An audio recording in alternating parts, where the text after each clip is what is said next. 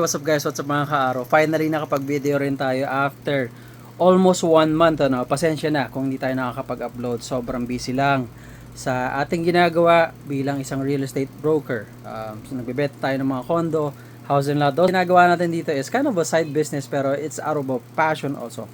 Anyway, today, gusto ko lang i-share sa inyo na napakadaming umu-order kasi nito.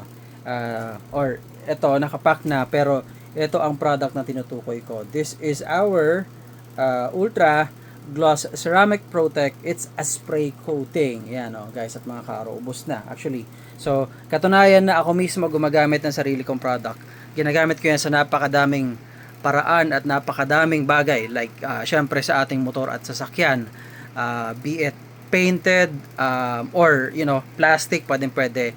Glossy man yan o matte surface ng inyong motor at sasakyan, pwede, pamprotekta yan, especially kung wala kayong budget para sa pagpapaceramic coating na napakamahal. Syempre, ayun, natoon lang na may pumikap ng ating product, so, papunta na yon. Salamat doon sa nag-order. Anyway, ayun nga, ito yung product natin, we also have this is a helmet spray. It's an odor eliminator. So, kung medyo amoy hamog or amoy alikabok na yung helmet mo, medyo nangangamoy na, pwede mo tong gamitin, okay, sa loob ng helmet.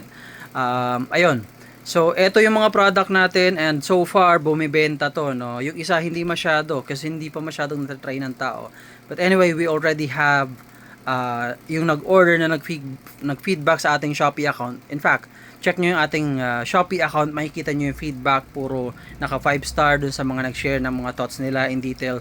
Thank you so much dun sa mga nag 5 star lang, that is okay, thank you so much. Pero kung nagustuhan nyo yung product natin, kung parating pa lang sa inyo at na-try ninyo, pakilagyan lang naman ng konting comment para mas makita nila o ng iba yung detalye bakit natin nagugustuhan. Anyway, ayun, pakicheck na lang yung link sa ating description below para maka-order kayo. Ito, nagkakahalaga lang to ng 459 pesos. Napakamura. Ito, if I'm not mistaken, parang 120 yata. Nakalimutan ko or baka nga 100 pesos lang.